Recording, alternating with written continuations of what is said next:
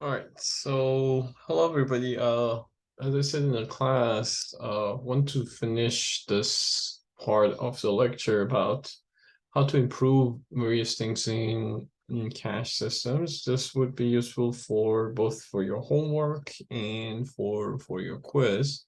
So please, whenever you get a chance, watch this video. Hopefully it will be short, so you can just watch it very quickly. So if you remember, last thing that we discussed in the class was, we talked about various strategies for storing things, hit time, miss rate, miss penalty, and so on and so forth. And we said that generally what we care is this average access time, or AAT. And this is basically depends on three things: the hit time, the miss rate, and the miss penalty. So let's actually talk about each of them. We quickly talked about a few of them, but let's talk about them. Before jumping into that, I also realized that, it might be useful to kind of like, revisit things that we said, and for your homework would be useful. So let me actually very quickly just go over like, the strategy and design of a cache. So as I said, we have a big main memory uh, in our system, which essentially everything's stored there. For now, we're assuming that everything's in our main memory. Later on, we will discuss like, having a main memory and having a disk. And then essentially we said that, our cache is a smaller array that's much smaller than the main memory, but it's much more faster, right? And since this is much smaller, obviously we cannot store everything from the main memory uh, to our cache. So what we should do is that for every address that we have here, we break down this address to uh, essentially two parts: the index and the tag, right? So this would be the entire address. And we start with direct map and said that essentially direct map is this array that has this many indexes. And what you need to store in each of these units is the tag, right? So how do you decide how much tag and how much index do we need? So essentially this number of rows, the log2 of number of rows, decide your index. And whatever remains of basically your address minus this index becomes your tag, right? So this way we kind of like, store things in our tag. Then we talked about, various, optimization of this. The first thing that we said that essentially if this is just, for example, 1 byte that we store here, so we will have, we add the page here.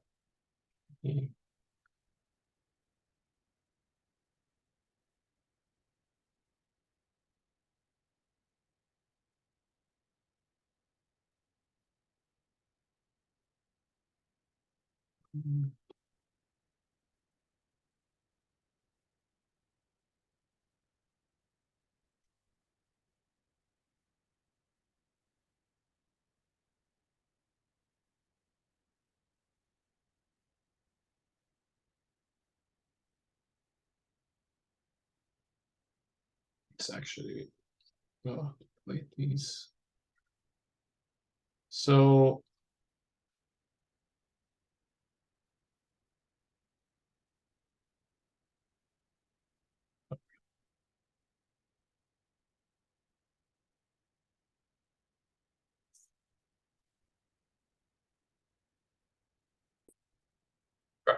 sorry.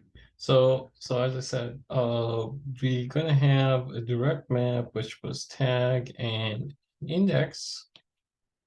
And we had the data store, which we basically store, for example, 1 byte. Then we said that essentially instead of storing 1 byte, since this is the value that we send to the CPU, the best thing to do is sending things in blocks, right? And we said that essentially blocks could be just 4 byte or 8 byte values that we combine them together and send this to the CPU. What the CPU does internally in order to extract 1 byte or 2 bytes or 4 bytes, that's the story that the CPU knows. But typically we store things in bytes, in blocks in the cache, right? So every line of the cache that I said, every of these lines storing, instead of storing just 1 byte, storing 1 block, okay? What you will see in one thing to point out in when you're reading the book and other resources is that in other resources, this block typically called a word or double word. But what we do here is typically we call this a block, okay? Another thing that we do is another optimization that we do is that, remember we said that basically the cache is smaller part of the main memory. This is our main memory, this is our cache. And what we do is that there will be scenarios where we look for something in the cache and we see that it doesn't exist in the cache. So what we should do is that we should go into the main memory and bring that data to the cache, right? So the question becomes, okay, how much data should we bring? And that's where the idea of cache lines come into the play. Cache lines. And if you remember, we said that basically our cache line is combination of block, right? Groups of blocks. And we said, for example, in examples that we gave you, we said that 8 of those blocks is 1 cache line. Okay. So what we're doing is we are basically saying that, let's combine these blocks together and then create what's called a cache line, right? And then we essentially say that, so if I want to create this together, there will be blocks, there will be multiple blocks together to create a cache line. Then if we have a direct map, that would be 1 set, right? Or 1 row, we call it, or in some cases 1 way. If we have so this would be for direct map. But if we have a set associative, then a group of multiple of these cache lines will become 1 set, right? So each of these has multiple blocks, and together they create 1 set, and then we will have a bunch of these, and these are the number of sets that we have, okay? Number of sets. And again, these blocks could be 4 bytes, could be 1 byte, or could be any of those depending on how we want to define this, okay? So we typically call this a cache line. We call this a block. And a combination of these, if it's a set associative, if there are multiple of them, that becomes a set. If it's a direct map, then one of them becomes 1 set, okay? So hopefully that's kind of clear things up. Just keep in mind that, some references call this a block. So the entire group of 8 things together a block.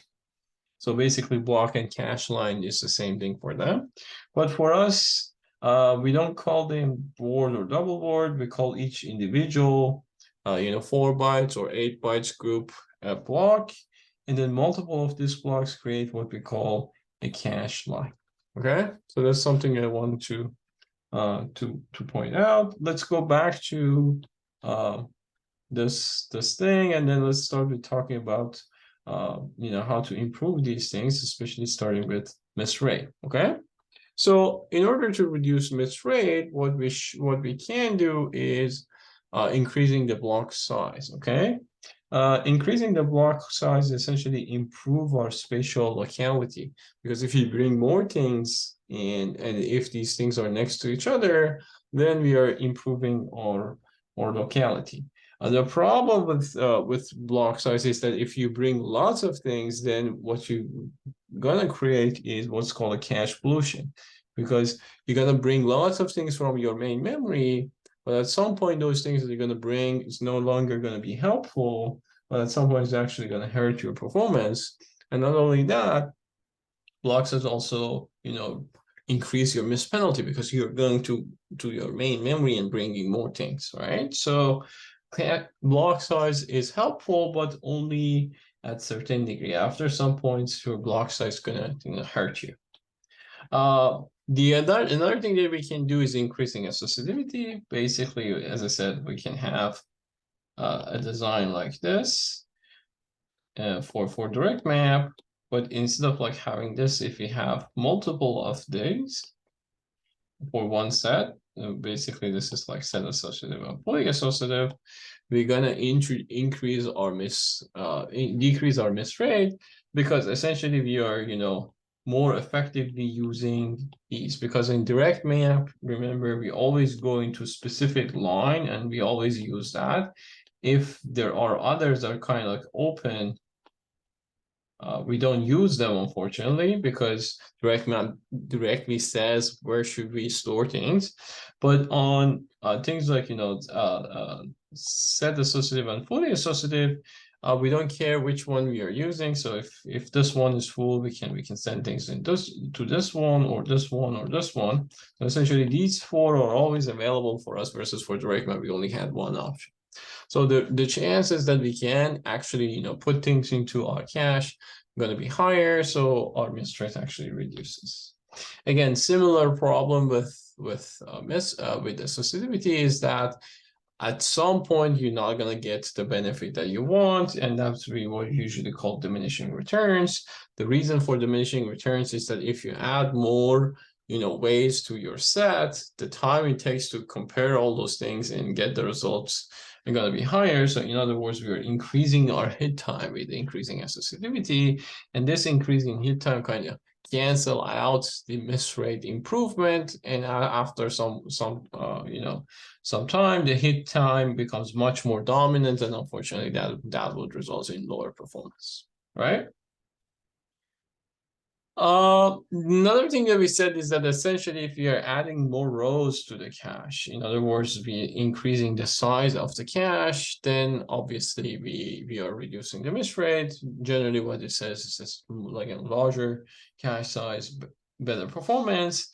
Again, there will be a diminishing return because larger cache also again means slower hit time. And that means that you cannot just double your performance by just doubling the size of your cache.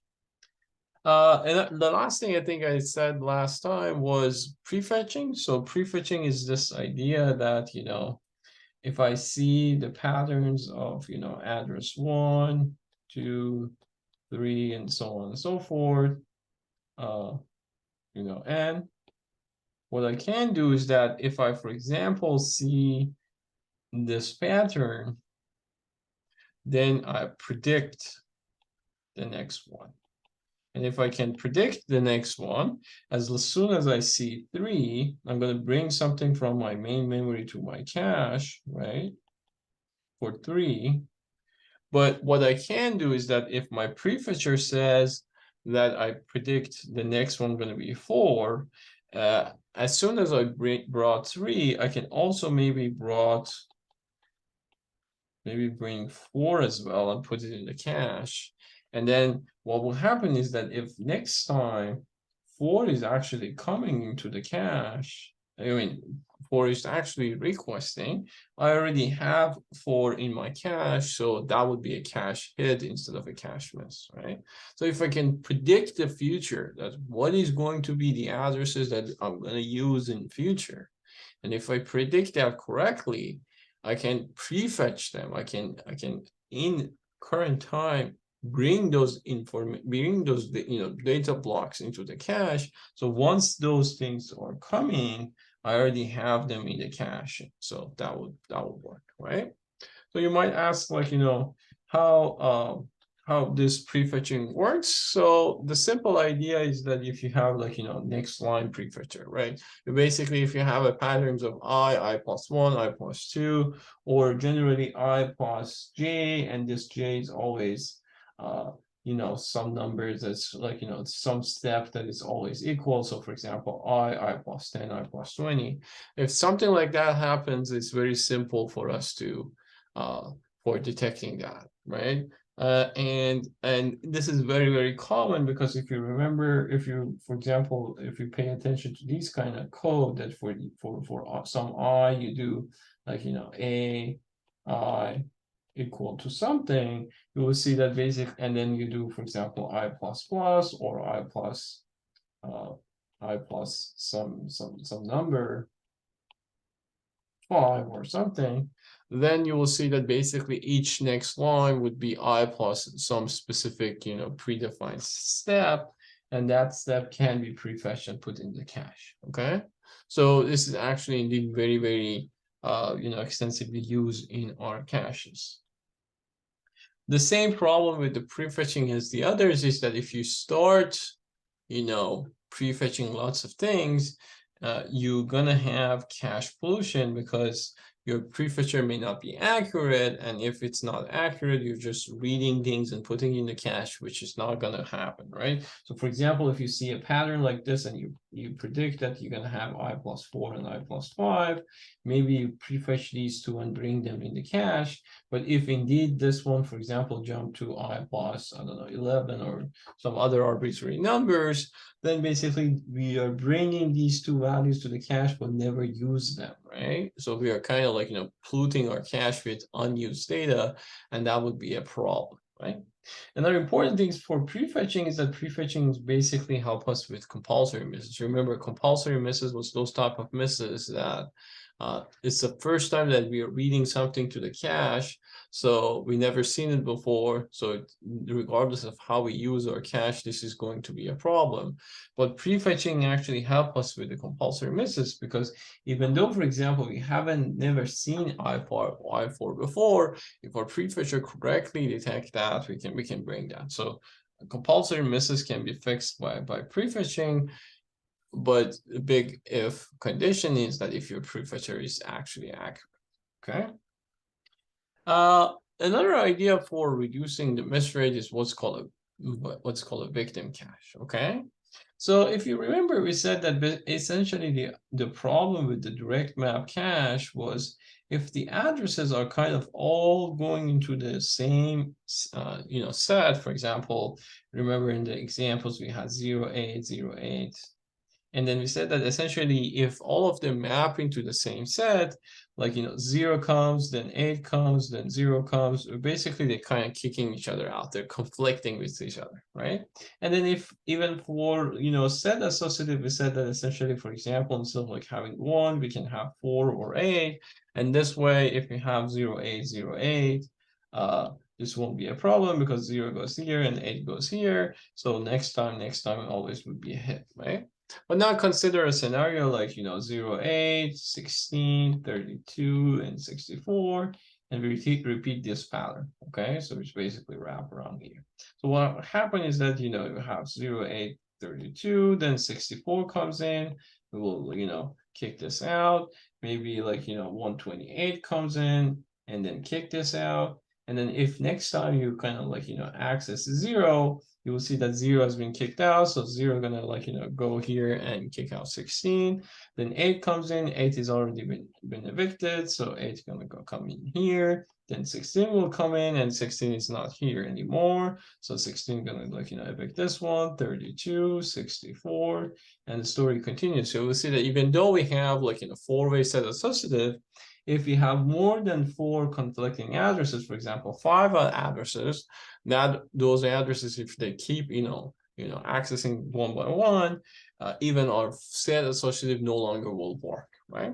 So what we can do for this, we can have what is called a victim cache, which the idea of the victim cache is basically having a small array, maybe like, you know, an array of 4 items. And this one is a fully associative cache. And think about this as like, you know, this is like, you know, the leftover or additional, you know, storage that, you know, if something is going to be kicked out, instead of like, you know, for example, this one is L1 cache. if we want to, kick out 0, we put 0 to L2, right? Instead of putting things into L2, what we're proposing is having this a structure between, for example, L1, we call this VC or victim cache, and then L2. So if something is being kicked out from L1, what we will do is that we first put it into VC, and then we're gonna, kick out the last item of VC and put that into L2. And this way, you're basically kind of creating a buffer between different levels of cache, between L1 and L2, and then maybe L2 and L3. And for scenarios like this would be very helpful, because if, for example, we have a conflicting addresses, when 64 comes in, we're going to kick out 0.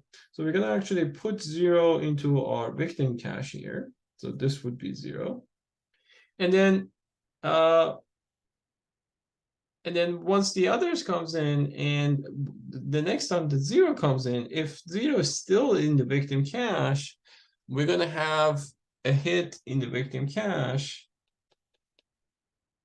instead of having a hit into L2. And victim cache, since it's very, very small, the hit time for VC would be very, very high. Sorry, with the hit time for VC would be very, very low, which means that, the performance of VC would be very similar to L1, okay?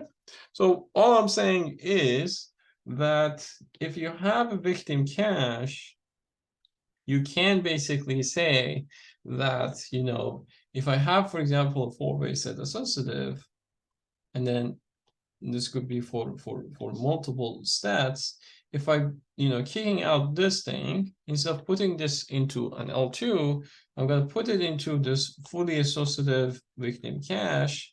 And then the way I'm going to replace things in my victim cache is the same way that we are replacing things in my fully associative. So I'm going to do LRU here. I'm going to evict something, and then I'm going to replace it with this guy.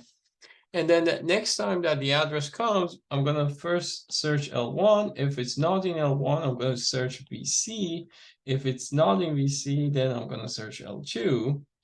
But if it's not in L1, but it's in VC, we are kind of getting some performance boost, because the hit time of VC is much, much smaller than the hit time of L2. And this is basically giving us the performance that we want. And it's very, very useful for cases like this, that we have conflicting addresses, and this conflicting address is not even helpful. So even small number of entries in VC could be helpful. And remember, any of these lines could go to the VC. So we only have one VC, we only have one victim cache, but any of these sets, if something has to be evicted, they can go into the VC, okay? So VC can help us with that, okay? So basically what the VC gonna do is that they're gonna reduce our conflict misses, right?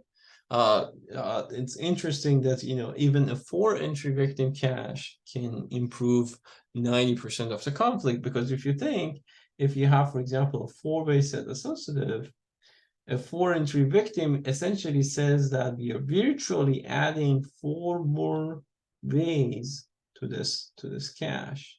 So we are kind of doubling the size of each set.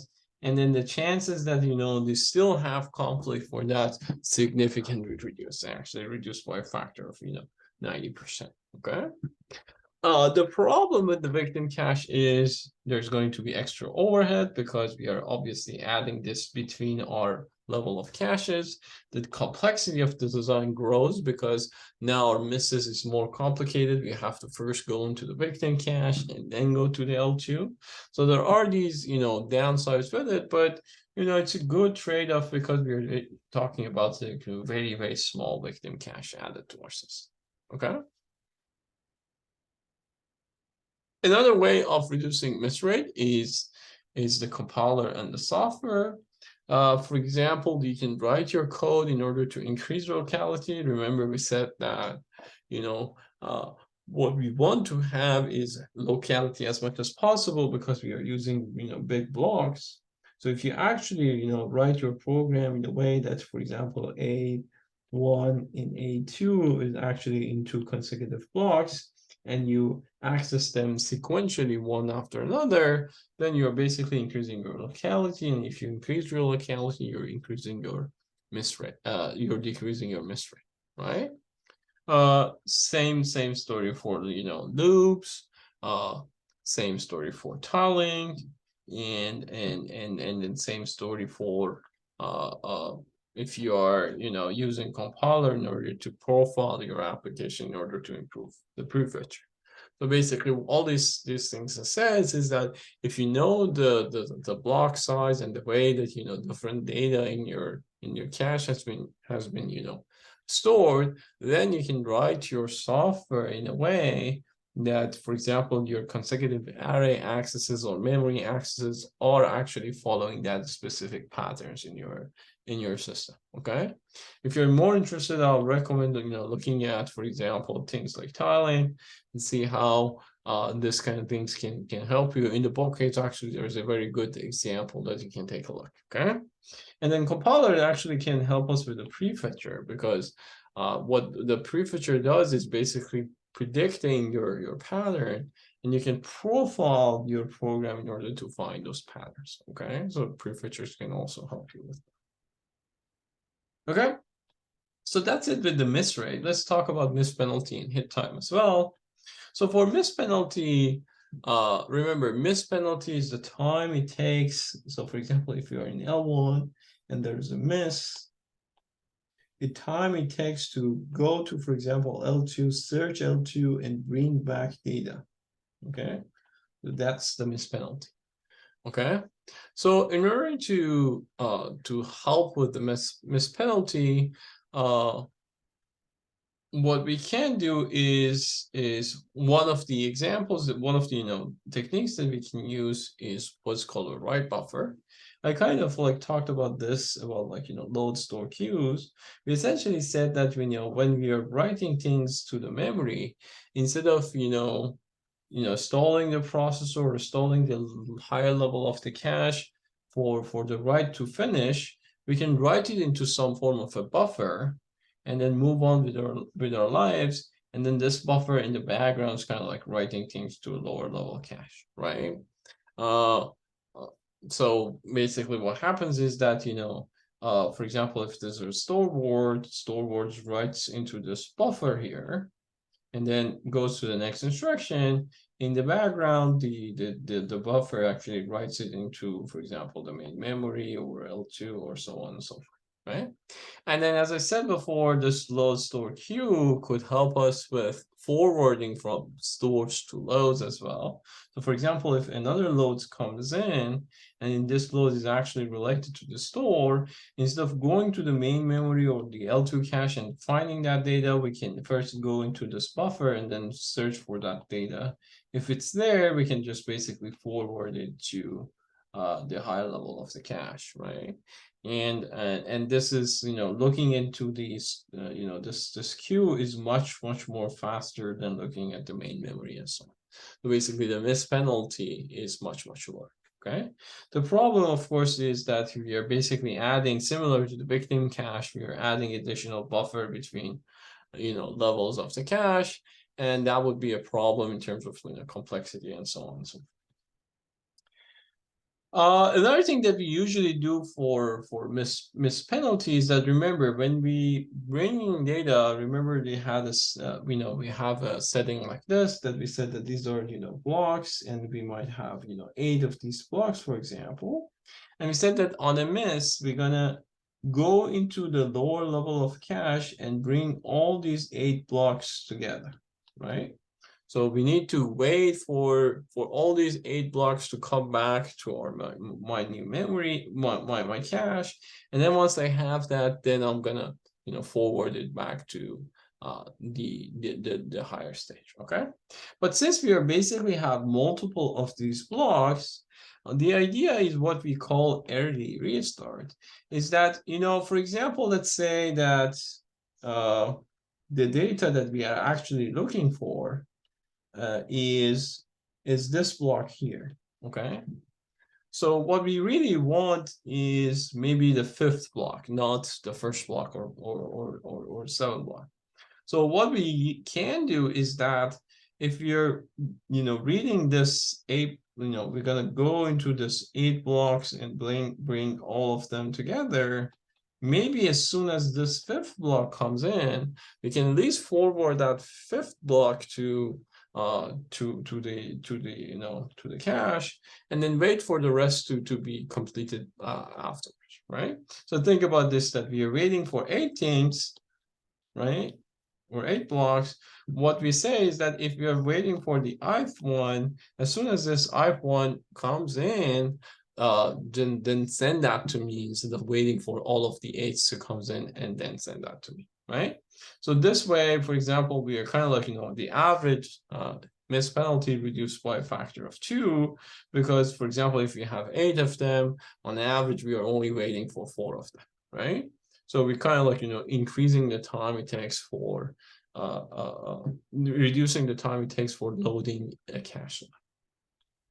This is usually combined with another idea called critical word first, which essentially says that, again, if you have 8 of these things and you want, for example, this fifth one, what you can do if you're, going back to, for example, L2 to bring this, instead of saying that, okay, bring this first, then bring this, then bring this, then bring this, and then bring this. If I know that I need this first, I can say, okay, first bring this, then this one, then this one, this one, and this one. So the critical one, the word that we really need is the one that we request first. That one comes in, and then we send that back into the higher level of cache. Okay, so usually we combine early restart with critical word first. Basically what this says is that all we need to wait is just for the one block that we want, and that's the block that we really want to read.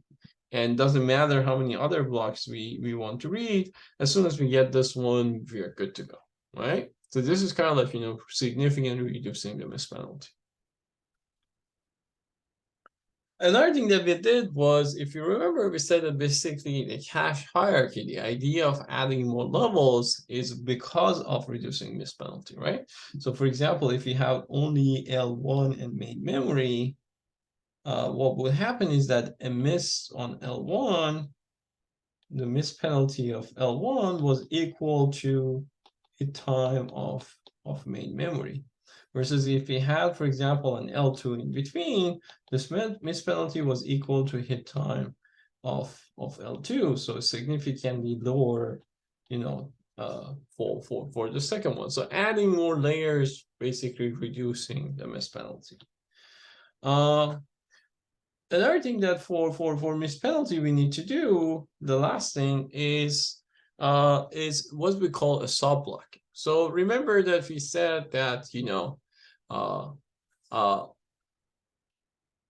if we're adding bigger blocks, when we were talking about miss rate, we said that bigger blocks are better because it increases the locality. Locality improves, and if the locality improves, our miss rates reduces, right? And that was a good thing. On the other hand, we said that basically bigger blocks means higher miss penalty, assuming that we are not using early restart. So our miss penalty actually goes up because we are bringing more data from lower level to higher level, so our miss penalty increases. So in order to kind of like having the best of both worlds, since we want to have a bigger block, on the other hand, we don't want to bring more things, we can introduce what's called the idea of a sub block.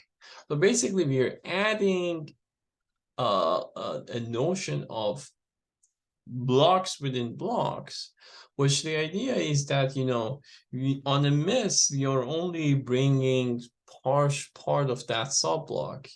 And if you need to bring bigger blocks, then in the background we'll bring bigger blocks. Okay, so what will happen is that we basically have a block, but instead of like, either like, bringing the whole thing, bringing cache line, maybe we can have a mechanism that says, okay, I only bring these two smaller block if need be.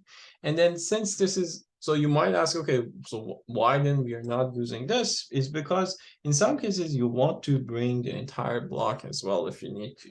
So we are basically saying that, sub-blocking give us this flexibility that if we want to only bring these two blocks, we can. If you want to bring the entire cache line, we can. We just need to kind of like, add additional bits here in our cache line to kind of decide which one we want to do. So adding more complexity to our system in order to decide whether I need to bring only 2 blocks or whether I need to bring all the 8 blocks. So kind of like, the control of our cache becomes more complicated, but this would be nice because if we don't have much locality, then it's a good idea to actually bring as little as block as possible. On the other hand, if you have lots of locality, then it's good to have bigger blocks and bring more things, right?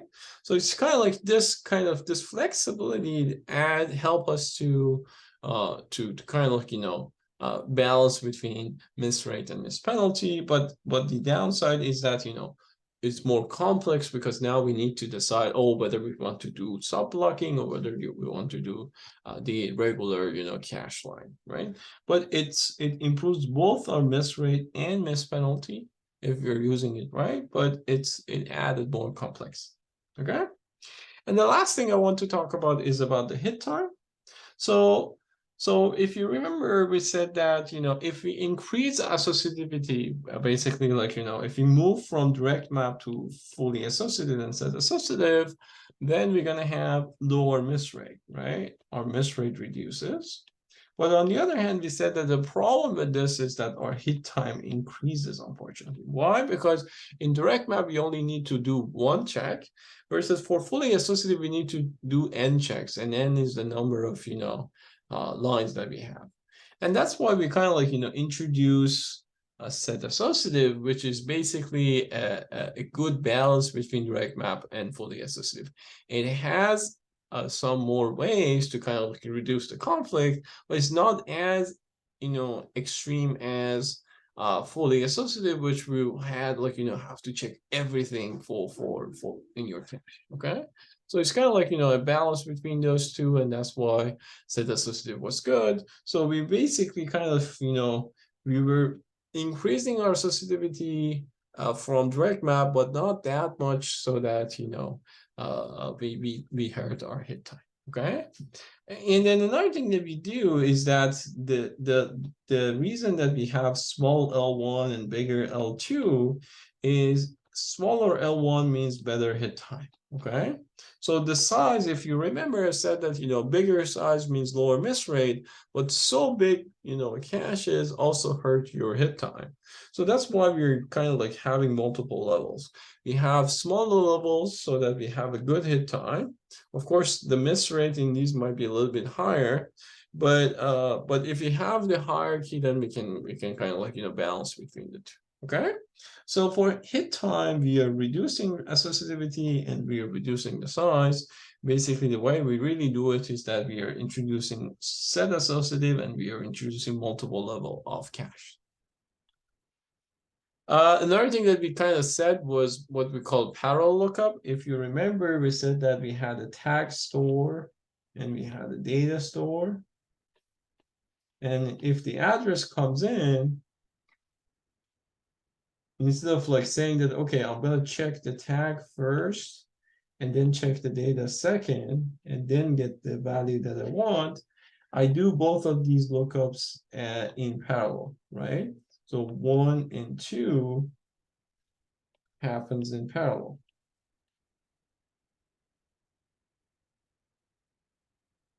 And this way, we're going to get a lot of hit time improvement, okay? And then the same story for set associative. If you remember, there was like, multiple cache lines in a set associative. Instead of saying that, okay, I'm going to look this one first, and then this one, and then this one, and then this one, like basically way 1, 2, 3, and 4. What I'm going to do is I'm going to introduce 4 comparators, and I'm going to look for all these 4 in parallel. Okay, and since we are talking about the set associative, we are talking about only 4 or 8 or 16, so this number of comparators is manageable. For fully associative, If we, for example, have 1,000 lines, then we need 1,000 comparators, and that's not possible. But for set associative, this is possible.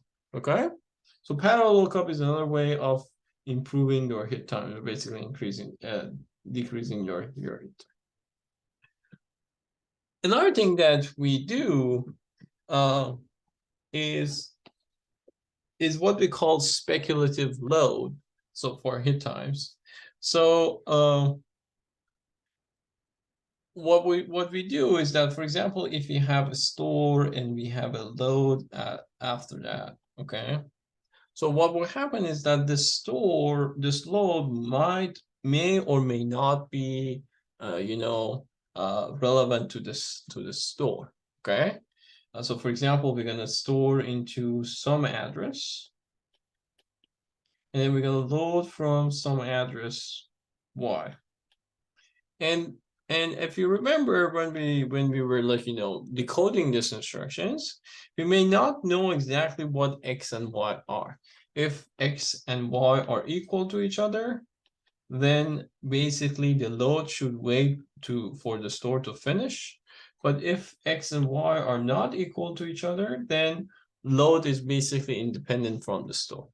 For out of order execution, the problem is that we don't know whether this is the case or not. Okay, and in order to fix this issue, what we can do is that we can either say, okay, I'm gonna wait for this store to finish before I issue this load. Another thing that I can do is that I'm gonna say that, I'm gonna issue this load no matter what, but inside my ROB, if I see that these two are actually relevant, I'm gonna cancel that load and re-execute that load one more time. We call this speculation or speculative load. Remember, this is very similar to the way that we did it for branch predictions, right? So for branch, if you remember, we had a branch and then we had either taken or not taken. And we didn't know whether it was taken or not taken. So we kind of like make a guess and say, for example, it's going to be taken, or made a guess and say it's going to be not taken. Start executing. If you made a mistake, then we go back and then take the other path. If we didn't make a mistake, we just continue, right? So for loads, we can also do the same. So basically, when we reach to this load, if the store hasn't been finished yet, what we can do is that we can issue this load. We can go and grab the value from the memory. Inside the ROB, since this one is guaranteed to be finished before this one, at that point, we can check whether this load was indeed a correct load or not. If it was a correct load, then there's nothing to do. If it wasn't a correct load, then we need to kind of basically go to this load instruction and say, okay, this load was invalid. Let's actually do another load with the correct address, okay? So speculative load is very, very commonly used in out-of-order systems. What it says is basically, don't just wait for previous stores, just issue the load. Either this address is relevant and dependent on the previous stores, and in that case we need to redo it. But in many cases it won't, so we're good. We can execute this before this without any issue. Okay. So this is kind of like the summary of things that I want to say. For miss rate, we talked about increasing the block size, increasing the associativity, increasing the cache size. We talked about different techniques, including the prefetcher and victim cache, and we also talked about the role of the compiler and software. For miss penalty, we talked about the write buffer, essentially like kind of something that stays between multiple levels. And we talked about early restarts and critical word first. We talked about adding more levels, and we talked about sub-blocking, basically adding flexibility to our block versus cache line. Then we talked about the hit time and talked about, set associative cache, adding more layers, parallel lookup, and then finally we talked about speculation as, one of the tricks that we regularly use in our systems. Okay. So that's kind of it for the caches. Hopefully that's help you with understanding the concepts in the cache and help you with the homework. Remember one more time about the blocks. So blocks is combination of multiple bytes. So for example, 4 bytes or 8 bytes. We don't call that word or double word. In some references, we call that word, so we don't call that. So a block for us is usually, the smallest amount of data that exists in a cache. This is the data that sends to the CPU. Within CPU, if you want to have write addressability, we need to shift things. We don't care about that for now in our cache. In our cache, we only care about blocks. Then we combine a bunch of blocks in order to create what's called a cache line. Okay, cache line is usually a combination of multiple of these blocks. For example, 4 or 8 of them. Okay. In some references, people call the entire thing a block, but we are calling this individual rectangles here a block. A combination of these is called a cache line, okay, or a line. And then this cache line is essentially the same thing as a array. If we have multiple of these cache lines in a set, we call that a set associative cache. If there's only one, that would be a direct map cache, okay? And set is basically a combination of these cache lines, okay? If there are multiple of them, this is way number 0, this is way number 1, and it could be multiple of them, and all of them together becomes a set. And this is for set associative cache, okay? For direct map, we only had way 0. We won't have way 1, okay?